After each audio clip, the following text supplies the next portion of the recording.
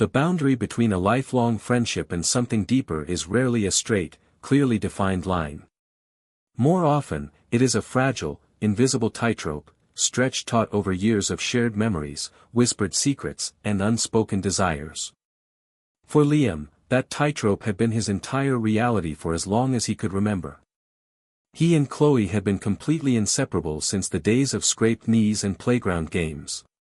They had grown up next door to each other in a quiet, sun-drenched suburban neighborhood, their lives intertwining so naturally that it was impossible to talk about one without mentioning the other. They had survived the awkward transitions of middle school, the emotional turbulence of high school, and the daunting leap into adulthood together. To the rest of the world, they were the blueprint of platonic perfection, the boy and girl who proved that two people could be soulmates without ever crossing the line into romance. But blueprints are often flat, two-dimensional renderings that fail to capture the structural depth of the real thing.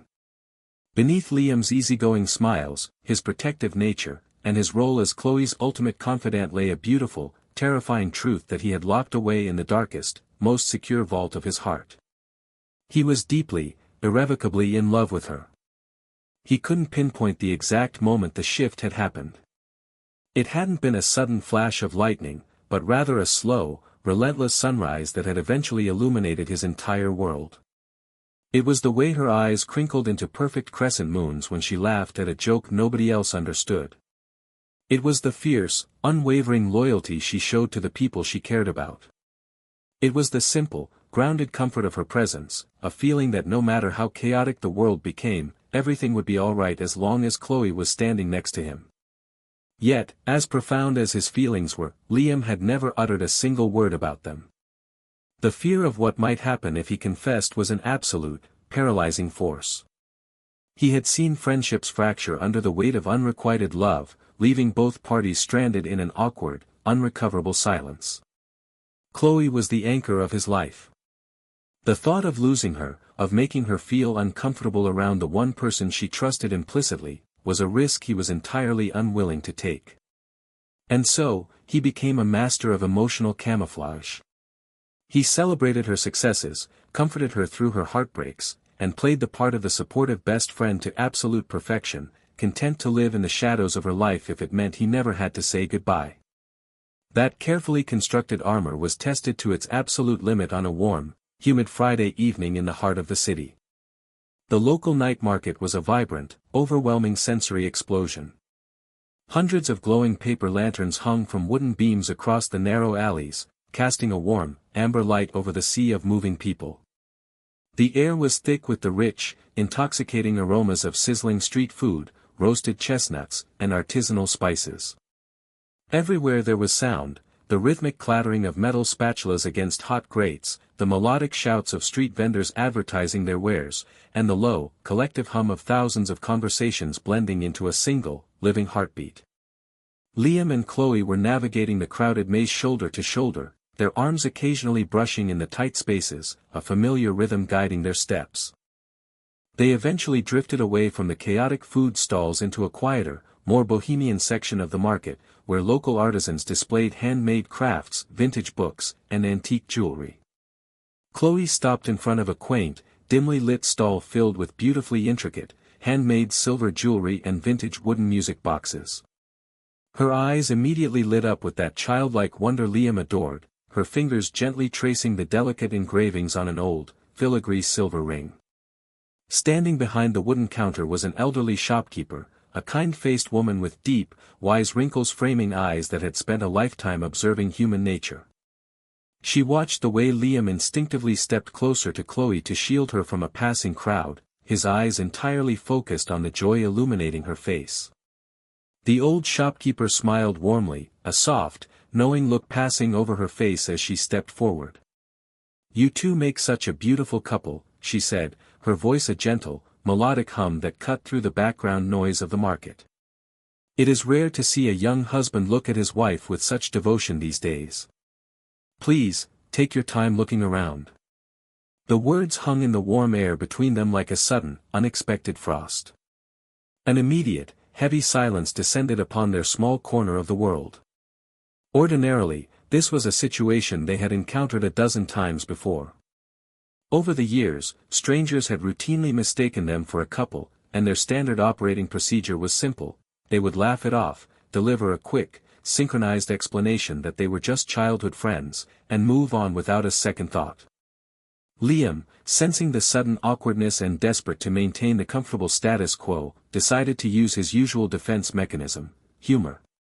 He let out a loud, easygoing laugh, casually throwing his arm around Chloe's shoulders, pulling her into a mock affectionate hug. He looked at the shopkeeper, his eyes wide with a playful, theatrical exaggeration. "Yeah, she's my beautiful wife," Liam joked, his voice carrying the exact tone of a man delivering a harmless, well-rehearsed punchline.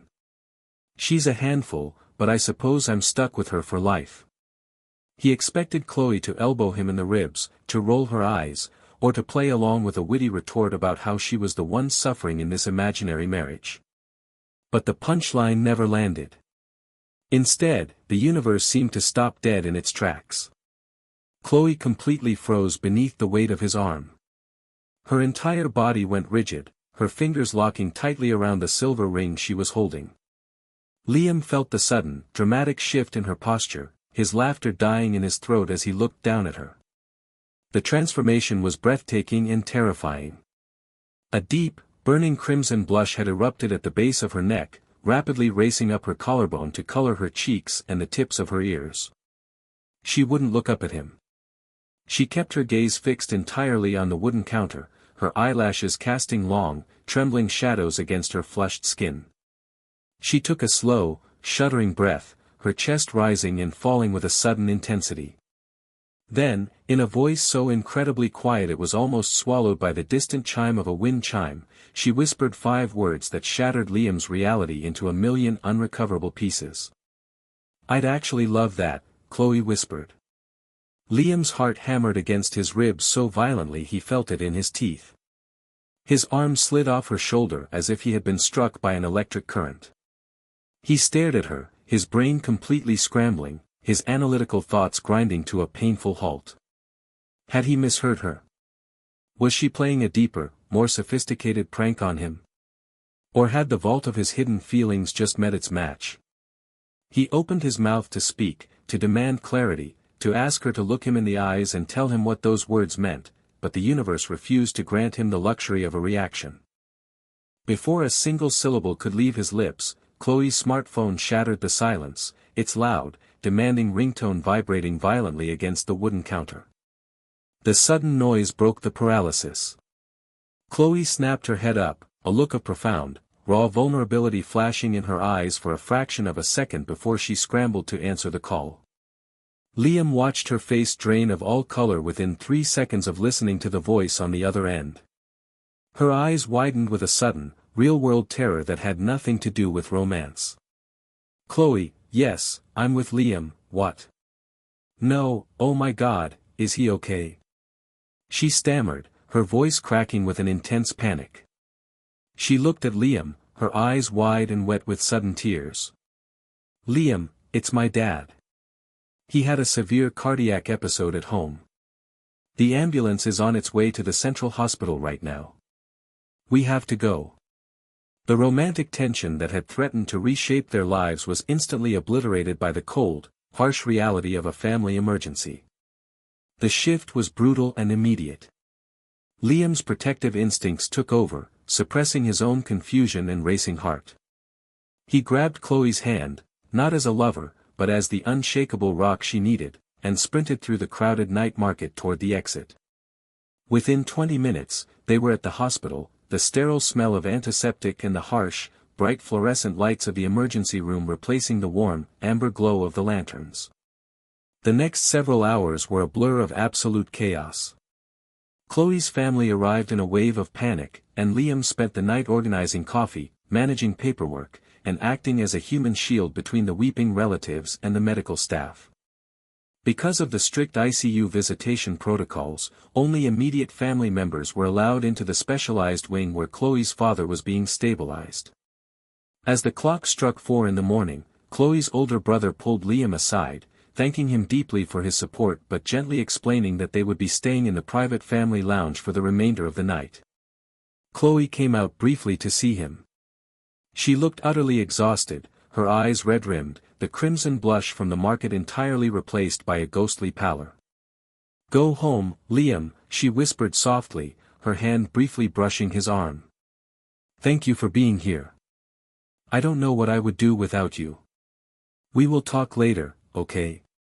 There was no time, no space, and no emotional capacity to bring up the market stall. With a heavy heart and a mind that felt like a stormy sea, Liam nodded, kissed her cheek, and walked out into the cold, damp morning air, leaving her behind in the hospital. The next 3 days were a masterclass in psychological torment. Chloe's father underwent a successful, emergency angioplasty, and the prognosis was highly positive, but the recovery required absolute quiet and round-the-clock family attendance. Liam texted her regularly, keeping his messages strictly supportive, focused entirely on her father's health. Chloe responded with brief, exhausted updates, thanking him but keeping a noticeable, protective distance. Left alone in his apartment, Liam began to slowly lose his mind. Those 5 words, "I'd actually love that asterisk," echoed through his thoughts in a continuous, maddening loop. Every time he closed his eyes, he saw the deep, burning blush on her cheeks and the terrifying vulnerability in her downcast gaze. He parsed the sentence from every possible analytical angle. Was she simply expressing a desire for the stability of marriage in general, or was she specifically talking about a marriage to him? The ambiguity was a slow-burning poison. For years, he had convinced himself that her feelings for him were entirely platonic, a comfortable sisterly affection that could never be altered. Now, a single sentence had introduced a terrifying element of doubt into his calculations. On the 4th afternoon following the incident, Chloe sent him a text asking for a massive favor. She explained that she needed to stay at the hospital for another extended shift while her mother went home to rest, but she desperately needed her laptop and a specific folder of design blueprints from her apartment to handle an urgent freelance deadline. She gave him the entry codes to her apartment, asking him to retrieve the items and bring them to the hospital lounge. Liam arrived at Chloe's apartment 20 minutes later.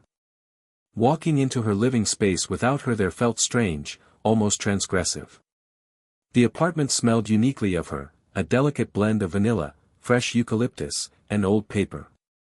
He walked into her small, organized home office, easily locating the silver laptop and the blue blueprint folder resting on her desk. As he picked them up, his elbow inadvertently brushed against a heavy, beautifully carved wooden bookend shaped like a crescent moon. The bookend shifted, and a thick, leather-bound volume that had been wedged tightly behind it slipped out, crashing loudly onto the hardwood floor. Liam knelt down to pick it up, intending to slide it back into place, but as he lifted the book, his heart stopped. The volume had fallen open to a random page near the middle. The heading at the top of the page was dated exactly 1 year ago, written in Chloe's distinct, elegant handwriting. But it wasn't a standard planner or a business log. It was a private journal. And the very first line on the open page was his own name, written in bold, repetitive strokes surrounded by a small, sketched heart. Ordinarily, Liam would have closed the book instantly. He was a man of honor, and invading Chloe's privacy was a violation of everything their friendship stood for. But his mind was already burning with 3 days of absolute desperation, and the sight of his own name acted like a magnetic pull that his willpower couldn't resist. Driven by a sudden, overwhelming impulse, his eyes scanned the text. "Liam brought me flowers today just because I had a bad meeting with a client," the entry read. He sat on my couch for 3 hours, listening to me vent, never once looking at his watch, never once making me feel like I was a burden. He looks at me sometimes with this look that makes my breath catch in my throat, but then he quickly covers it up with a joke or a laugh. I am so tired of the camouflage, Liam. I am so tired of pretending that you are just my brother, my friend, my buddy. I have loved you since the night we watched the meteor shower on your roof in high school, but I am terrified that if I tell you, I will lose the only person who truly knows me. So I stay silent, watching you from across the room, praying that one day you will look at me and see a woman instead of a childhood habit, *. Liam sat flat on the hardwood floor of her office, the leather journal trembling violently in his hands. The revelation was an emotional tsunami that completely leveled his understanding of the past decade. She loved him. She hadn't just tolerated his presence, she had been suffering from the exact same beautiful, agonizing secret that had been burning inside his own chest. The 5 words at the night market hadn't been a fluke or a joke, they were the sudden, uncontrollable eruption of a dam that had been holding back a river of love for years. He flipped through the pages, his eyes tearing up as he read entry after entry detailing her secret affection, her jealousy when he went on casual dates, and her profound desire for a future where they didn't have to pretend anymore. He realized with a sudden, overwhelming clarity that their entire friendship had been a beautiful tragedy of mutual silence, 2 people so desperately afraid of losing each other that they had chosen to starve in the middle of a feast. With a racing heart and a new, fierce determination, Liam carefully closed the journal, placing it exactly where it belonged behind the crescent moon bookend. He grabbed her laptop and the folder, his mind made up. He was going to the hospital, and he was going to end the silence once and for all. He was going to tell her everything. But the universe, it seemed, was not quite finished throwing obstacles in his path.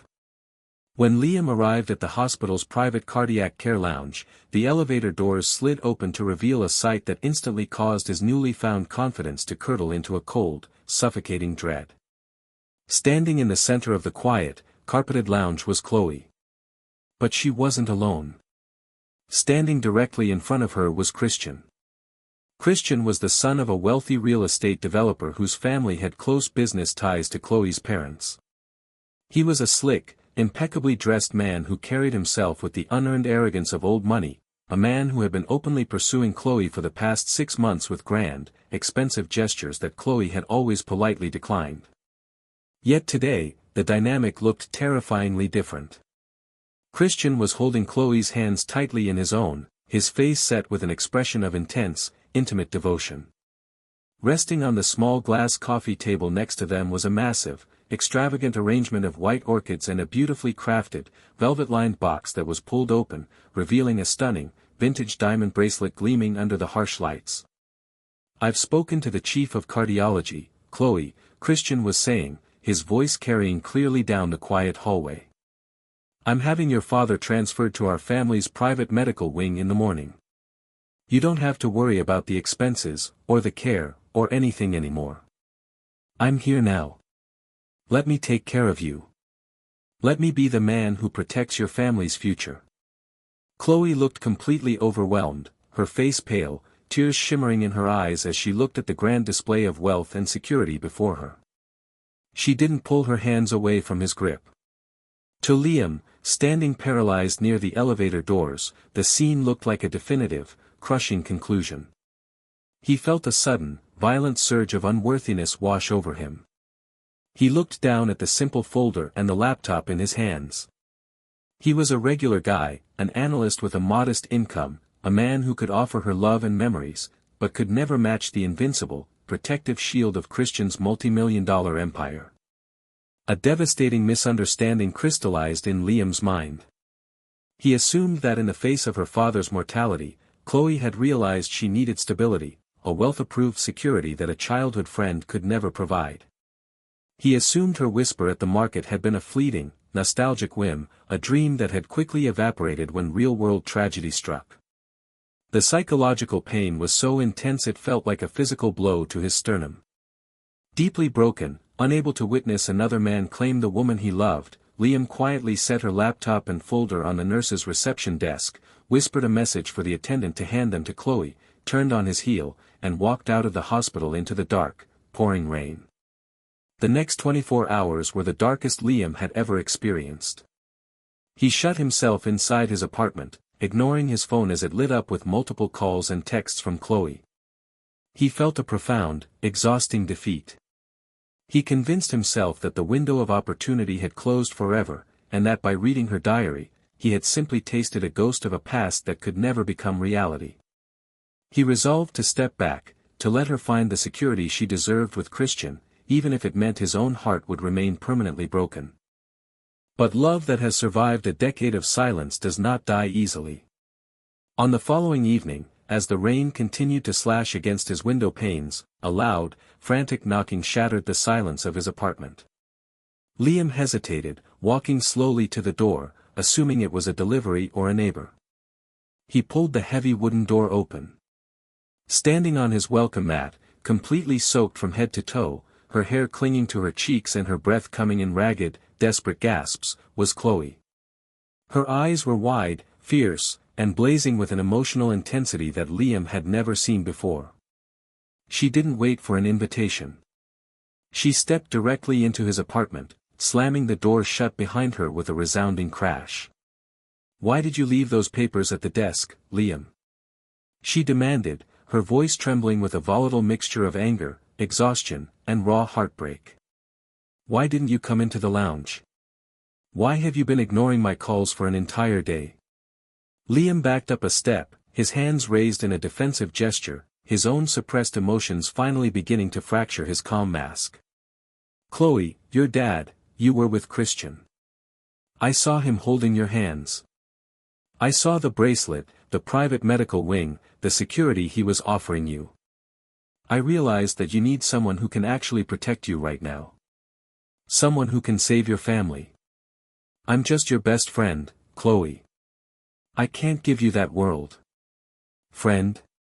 Chloe yelled, the word escaping her lips like a painful sob. She stepped closer to him, invading his personal space, the scent of the rain and vanilla washing over him. "Is that what you think this is, Liam? You think I care about a diamond bracelet or a private medical wing? The moment you walked away, I told Christian to take his money, his orchids, and his arrogant offers and get out of my sight. I told him I would never love him, because my heart has belonged to someone else since I was 15 years old." Liam's jaw dropped, his breath catching in his throat. "Chloe, what are you saying?" "I am saying you are an absolute idiot, Liam," she cried, tears finally spilling over her eyelids, mixing with the raindrops on her face. "For 10 years, I have waited for you to look at me the way a man looks at a woman. At that market stall, when that woman called me your wife, my heart almost exploded. And when you made that stupid joke, I couldn't hold it in anymore. I whispered that I'd love it because I meant it with every single fiber of my being. I want to be your wife, Liam. I don't want Christian, I don't want security, I don't want a blueprint. I want you. I have always wanted you." The final boundaries of their childhood friendship dissolved into the warm air of the apartment like mist before a furnace. The words were out. The silence was dead. The agonizing tightrope they had walked for a decade had vanished, replaced by a solid, unbreakable bridge of absolute truth. Liam didn't say a word. The analytical control, the fears of rejection, the rules of platonic camouflage, they all burned away in an instant flash of pure, unmitigated devotion.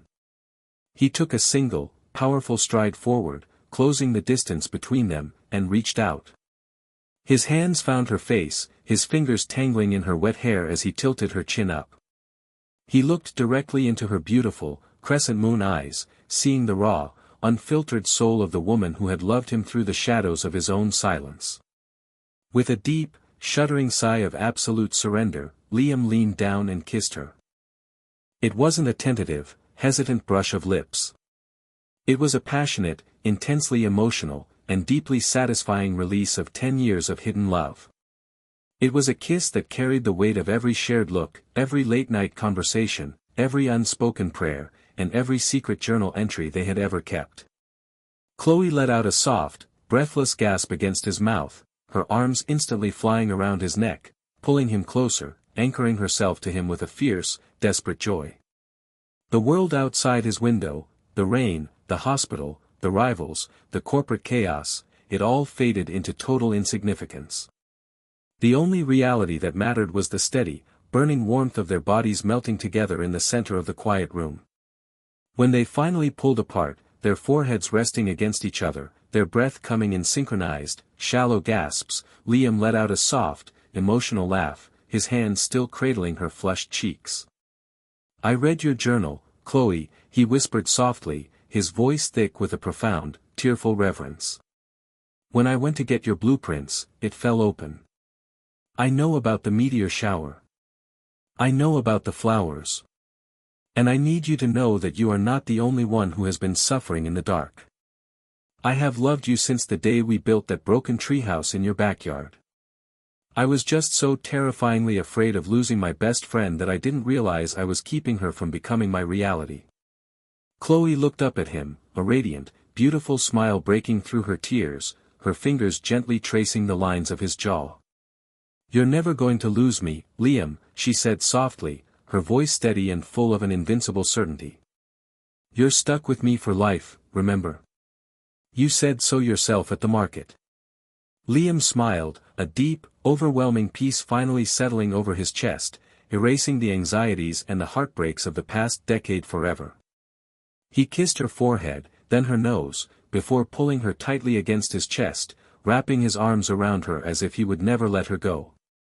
They were no longer just a blueprint of childhood platonic perfection, they were the living, breathing architecture of a love that had stood the test of time, survived the silence, and emerged into the absolute, brilliant light of a shared future.